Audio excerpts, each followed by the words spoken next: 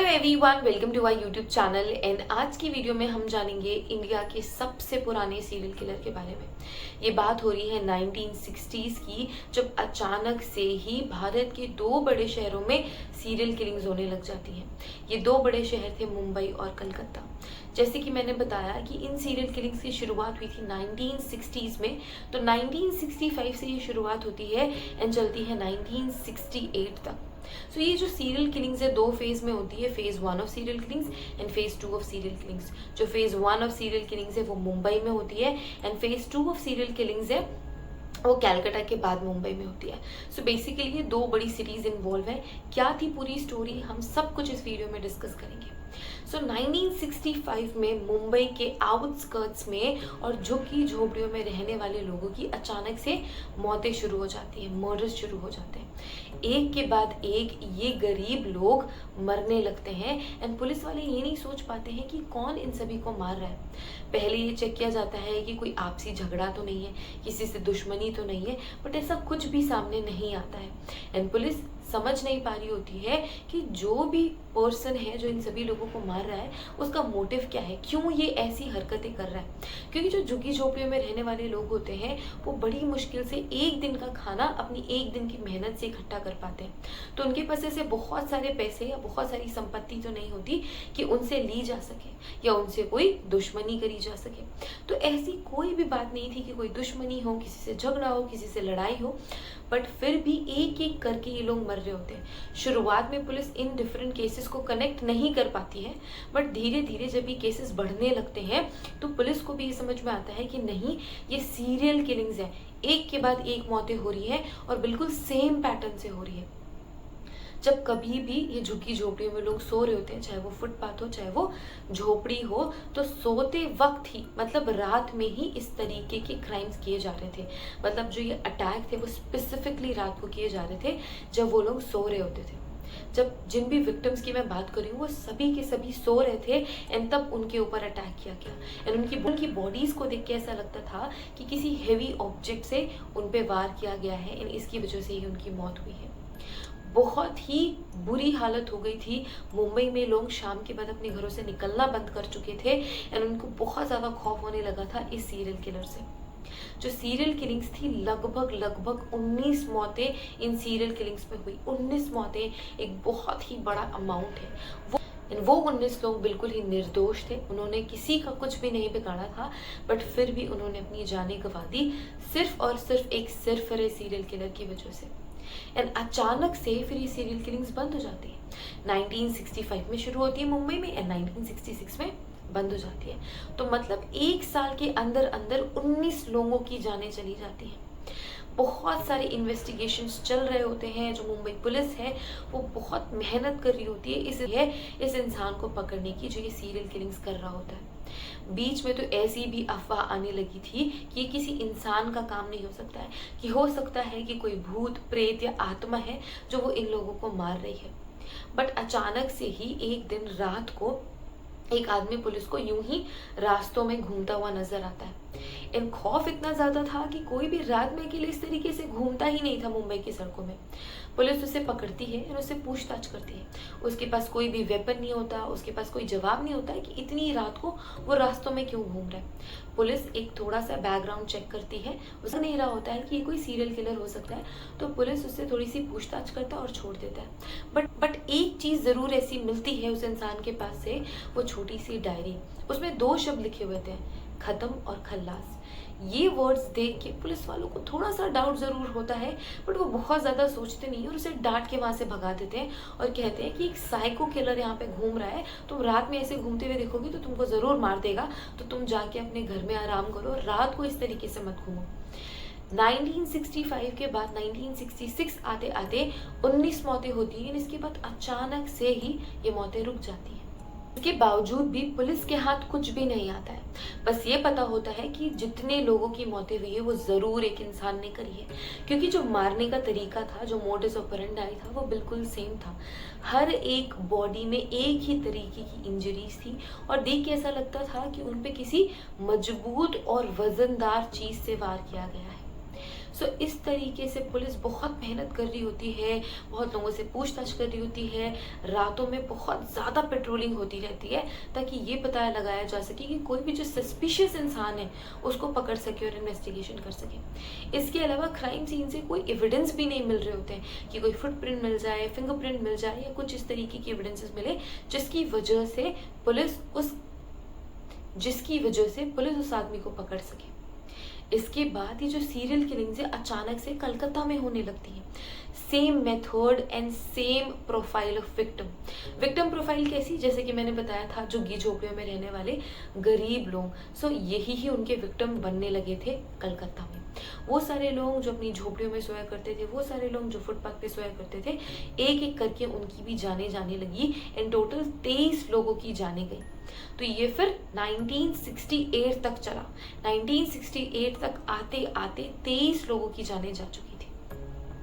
ये थी second phase of killing. जो फर्स्ट फेज ऑफ किलिंग है उसमें सिर्फ 19 लोगों की मौतें हुई, जो सेकेंड फेज ऑफ किलिंग है उसमें 23 लोगों की मौतें हुई थी और ये कलकत्ता और मुंबई दोनों में ही थी। कुछ समय तक ये सीरियल किलिंग्स कलकत्ता में ही होती रही एंड कलकत्ता पुलिस के पास भी वैसे ही एविडेंसेस थे, मतलब सर्कमस्टेंशियल एविडेंसेस कि एक जैसी प्रोफाइल है विक्टिम की, एक जैसी इंजरीज है, हो सकता है कि सेम वेपन ही यूज किया गया हो, बट किसी भी तरीके का कोई मर्डर वेपन किसी भी क्राइम सीन पे नहीं मिलता है। एंड सबसे इम्पोर्टेंट बात ये होती है कि पुलिस को ये नहीं समझ में आ रहा होता है कि सीरियल किलिंग्स का मकसद क्या है।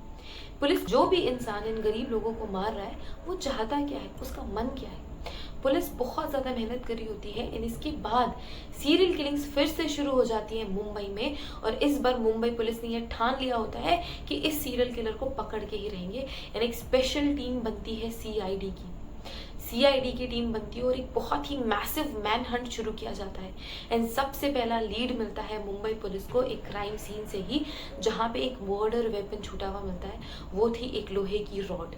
उस लोहे की रॉड में फिंगरप्रिंट्स भी मिलते हैं, तो फिंगरप्रिंट्स एक्सट्रैक्ट करने के लिए पुलिस उसे फोरेंसिक लैब भेज देती है और वो मर्डर वेपन होता है एक रॉड जो कि पॉइंटेड होता है, आगे से मुड़ा हुआ होता है।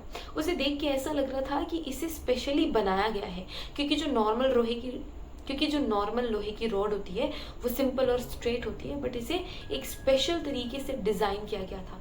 हो सकता है कि जो मर्डरर था उसने ये डिज़ाइन करवाया हो स्पेशली अपनी सीरियल किलिंग्स के लिए। इसके बाद पुलिस मेहनत कर रही होती है, करती ही रहती है, लेकिन उसे कोई भी लीड नहीं मिल रही होती है इस फिंगरप्रिंट और इस मर्डर वेपन के अलावा। एक लंबा समय बीतता है, उसके बाद फिर से ये सेम आदमी जो 1965 में पुलिस को मिला हुआ होता है अचानक से ही रात के अंधेरे रास्तों में यूं ही घूमता हुआ मिलता है। पुलिस उसे फिर से पकड़ लेती है, फिर से क्वेश्चनिंग करती है और उसके फिंगरप्रिंट्स ले लेती है ये जानने के लिए कि कहीं ये फिंगरप्रिंट्स उस वेपन में मिले फिंगरप्रिंट से मैच तो नहीं करेंगे। एंड एक बहुत बड़ी लीड, क्योंकि पुलिस थोड़ी सी इन्वेस्टिगेशन करती है, फिंगरप्रिंट लेती है और उसे वहाँ से डांट के समझा के जाने देती है। सो जो आदमी था वो वहाँ से फिर से चला जाता है। जब पुलिस इन फिंगरप्रिंट्स को मैच करती है तो बहुत ही बड़ा लीड पुलिस को मिलता है, क्योंकि ये जो 2 फिंगरप्रिंट्स होते हैं वो मैच हो जाते हैं। इसका मतलब ये था कि जो आदमी 1965 में मिला था एंड जो second wave of serial killings में मिला था वही था इस सीरियल किलिंग के पीछे, वही था ये मर्डरर जो लगभग 40 से ज़्यादा लोगों को अभी तक मार चुका था। पुलिस अपनी कमर कसती है और इस आदमी को खोजने के लिए एक बहुत ही बड़ा मैन हंट शुरू करती है। हर एक पुलिस स्टेशन में एक टीम बनाई जाती है और वो इस आदमी को खोज रहे होते हैं। एंड अचानक से ही इन्वेस्टिगेशन करते करते ही पुलिस वालों को एक ऐसी औरत मिलती है जो उस फोटोग्राफ को देख के पहचान जाती है कि ये तो रमन राघव की फोटो है। तो इस आदमी का नाम था रमन राघव। इसके अलावा भी बहुत सारे इसके नाम थे, सिंधी दलवाई, तलाईवा, अन्ना, या बहुत अलग अलग नामों से लोग इसे जानते थे। सो पुलिस उस औरत से पूछती है कि क्या आप इसका हुलिया बता सकते हो। सो औरत ने फिर रमन राघव का हुलिया बता दिया होता है। सो इस हुलिये के साथ फिर पुलिस वाले इस आदमी को खोज रहे होते हैं। एंड उस दिन ही एक बहुत ही बिजी मार्केट में पुलिस वालों को एक ऐसी ही हुलिया का आदमी दिखता है। वो उससे जाके बात करता है एंड उसे बिल्कुल दिख रहा होता है कि उसके कपड़ों में शायद खून के छींटे भी हैं। वो बहुत ही गंदा सा था, कीचड़ों में भरा हुआ था, उसकी जो चप्पलें थी उनमें कीचड़ लगा हुआ था, कपड़ों में कीचड़ लगा हुआ था, बिल्कुल भी साफ सुथरा नहीं था और वो बिल्कुल परफेक्ट डिस्क्रिप्शन था जो उस औरत ने बताया था। पुलिस उसे पकड़ लेती है और फिर इन्वेस्टिगेशन शुरू करती है। भले ही रमन राघव के फिंगरप्रिंट्स मैच हो गए हों, पुलिस ने उसे पकड़ लिया हो, बट रमन राघव पुलिस वालों के सामने अपना मुंह खोलने को तैयार ही नहीं था। वो कुछ भी नहीं बोल रहा था, वो किसी भी तरीके से कोई रिस्पॉन्स नहीं दे रहा था। एक पुलिस वाले ने फ्रस्ट्रेट होके उसे ये पूछा कि तुम चाहते क्या हो? तो सबसे पहली बार रमन राघव कहता है कि वो मीट खाना चाहता है, वो चिकन खाना चाहता है। पुलिस वालों ने ये उसके लिए अरेंज करवा दिया और उसने भर पेट खाना खाया, भर पेट मीट और चिकन खाया। इसके बाद उसने अपना पूरा कन्फेशन बिना किसी स्ट्रेस के, बिना किसी प्रॉब्लम के रजिस्टर करा दिया। उसने ये एक्सेप्ट कर लिया कि हाँ, लगभग 40 से ज़्यादा लोगों को उसने मारा है। उसकी गिनती परफेक्ट नहीं है, बट उसे ये पता है कि 40 से ज़्यादा लोगों को उसने मारा है। एंड इसके अलावा उसने ये भी बताया कि किस तरीके से वो उनको मारता था। उसने ये बताया कि उसका मर्डर वेपन ये रॉड हुआ करता था एंड वो सोते हुए लोगों को देख के उनको मार देता था। इसके अलावा उसका ये भी कहना था कि उसे ऐसा लगता था कि वो यमराज का दूत है एंड यमराज के दूत होने के नाते उसका ये काम है कि यहाँ से लोगों की जानें यमराज तक पहुँचाना या उनकी आत्मा यमराज तक पहुँचाना।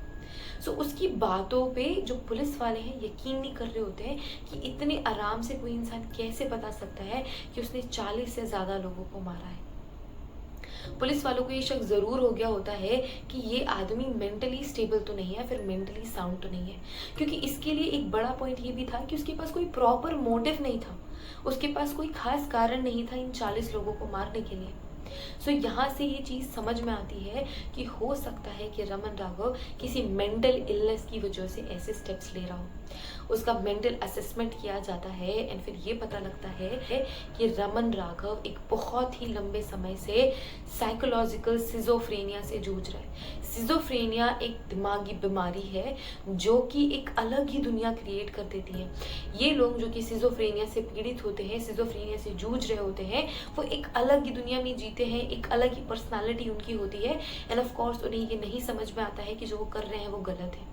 जैसे कि रमन राघव ने खुद ये बोला था कि उसे ऐसा लग रहा होता है कि वो यमराज का दूत है एंड यमराज के लिए उसे लोगों को मारना ज़रूरी है। तो बिल्कुल ऐसी ही कहानी उसके दिमाग में थी और इसकी वजह से वो ये सारे क्राइम्स कर रहा होता है। एंड इसके बाद भी उसके मन में कोई दुख नहीं था, कोई दर्द नहीं था, कोई तकलीफ नहीं थी एंड उसे बिल्कुल भी रिग्रेट्स नहीं थे अपने एक्शन के लिए। एंड उसे इस वजह से ही, मेंटल साइकोसिस की वजह से, सिजोफ्रेनिया की वजह से, या आप ये कह सकते हैं दिमागी बीमारी की वजह से, जो कोर्ट है उसे लाइफ इम्प्रिजनमेंट की सज़ा देती है। पहले उसे सज़ाए मौत मिलने वाली होती है क्योंकि उसने 40 लोगों को मारा होता है, बट उसकी दिमागी हालत को देखते हुए जो कोर्ट है उसे आजीवन कारावास, लाइफ इम्प्रिजनमेंट की सज़ा सुनाती है। एंड 40 से 44 लोगों को मारने की सज़ा उसे मिलती है, लाइफ इम्प्रिजनमेंट, जहाँ उसकी काउंसलिंग और उसका इलाज भी चलता है।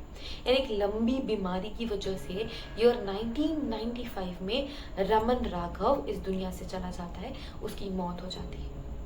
तो ये थी कहानी इंडिया के सबसे पहले साइको सीरियल किलर की, जिसने 1965 से 1968 तक लगभग 40 से ज़्यादा लोगों को मार दिया बिना किसी मोटिव के एंड उसे कुछ इससे मिल भी नहीं रहा था क्योंकि वो जूझ रहा था एक दिमागी बीमारी से जिसका नाम है सिजोफ्रेनिया। तो ये थी कहानी psycho serial killer Raman Raghav की। आई होप आपको ये वीडियो पसंद आई हो। अगर आपको ये वीडियो पसंद आई है तो इस वीडियो को लाइक करना ना भूलिए। अगर आप इसी तरीके की और वीडियोस देखना चाहते हैं तो हमारा चैनल सब्सक्राइब भी कर लीजिए। Thank you so much for watching this video. Thank you.